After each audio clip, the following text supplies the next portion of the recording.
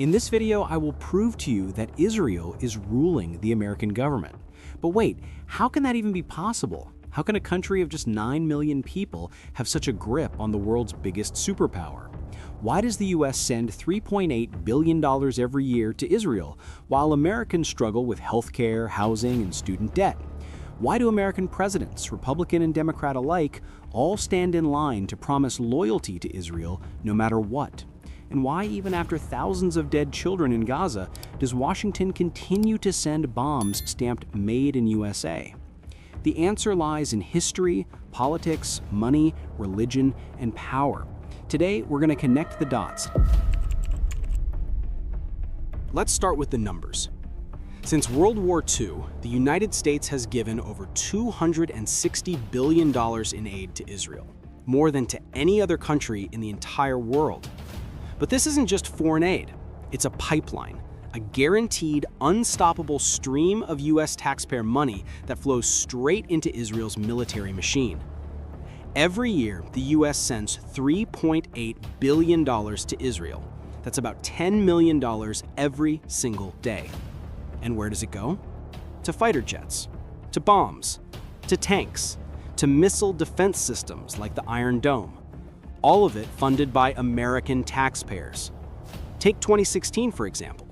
Under President Obama, the US signed the largest military aid deal in American history, a $38 billion package over 10 years. Locked in, guaranteed, no matter who sits in the White House.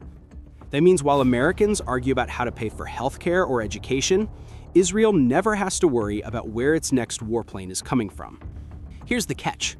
Much of this money never even leaves the US.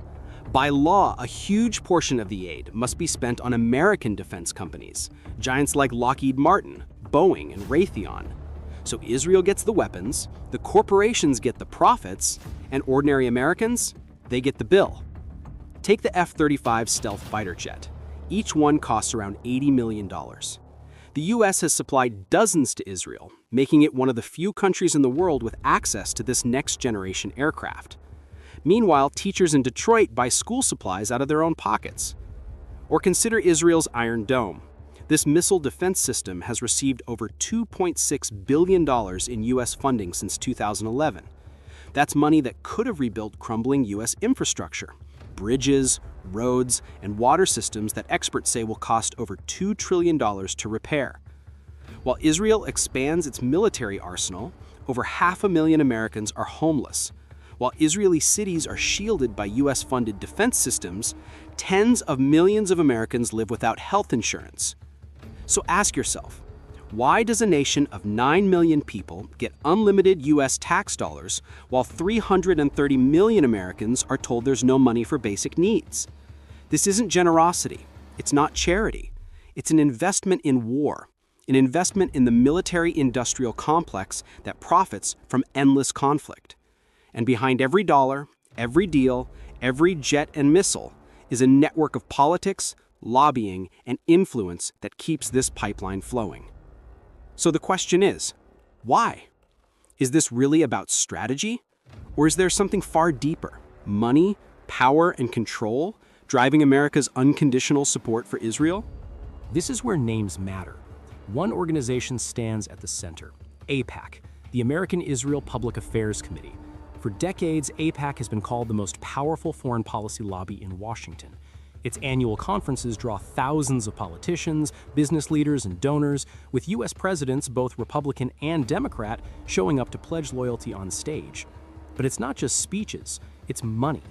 In the 2022 midterms alone, pro-Israel groups poured over $30 million into campaign donations. AIPAC's Super PAC, the United Democracy Project, spent millions to defeat candidates who criticized Israel. Even Democrats like Donna Edwards in Maryland or Andy Levin in Michigan, both targeted and beaten after questioning unconditional U.S. aid to Israel. The message is clear. Step out of line and you're gone. Former Congressman Paul Findley once said that voting against Israeli interests is political suicide. He knew firsthand. After serving 22 years in Congress, his career ended once he started questioning U.S. policy toward Israel. And AIPAC isn't alone. There's Christians United for Israel, led by televangelist John Hagee, mobilizing millions of Christian Zionists to pressure Congress. There's the Anti-Defamation League, ADL, presenting itself as a civil rights group, but often lobbying to silence critics of Israel. And dozens of PACs, some with vague names like Pro-Israel America PAC, funnel millions into local elections.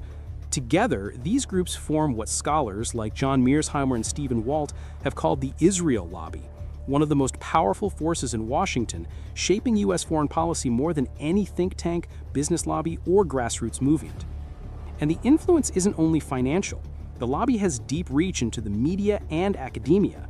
Organizations like the Middle East Media Research Institute, or MEMORY, and the Washington Institute for Near East Policy, or YNAP, pump out reports, op-eds, and talking points that frame Israel as America's indispensable ally.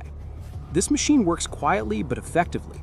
Presidents from Clinton to Bush, Obama to Biden, and now Trump have all maintained the same bottom line: billions for Israel, unquestioned support no matter the human cost.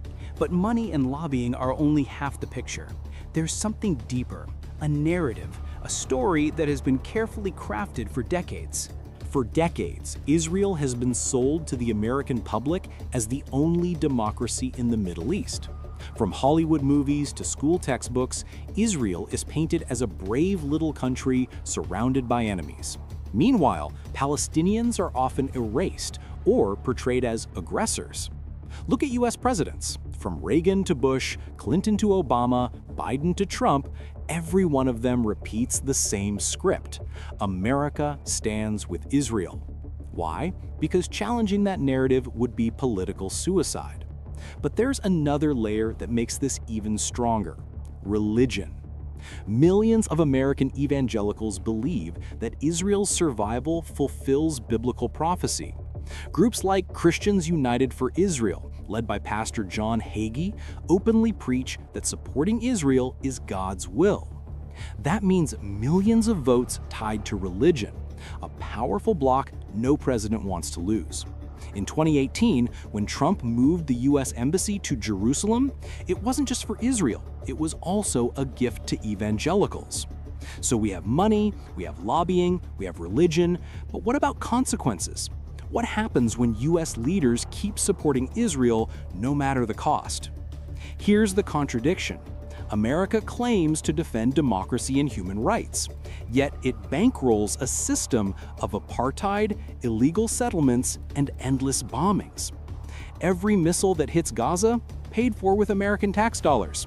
Every hospital destroyed, linked back to Washington. And this is why so many are asking, who's ruling who? Is America guiding Israel, or is Israel guiding America? Former U.S. officials like General David Petraeus have even admitted blind support for Israel is fueling anti-American sentiment worldwide. In other words, this isn't just about Palestine. It's about America's future.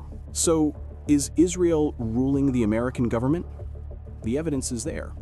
The billions in aid, the lobbying machine, the narrative control, the religious influence, and the political cost of saying no. A country of 9 million people dictating policies of a superpower of 330 million. But here's the real question. How long can this last? As more Americans wake up to the truth, as global outrage grows, silence becomes impossible. And when that silence finally breaks, the question won't just be about Israel. It'll be about America itself. Whose interests is Washington really serving? Its people or someone else's?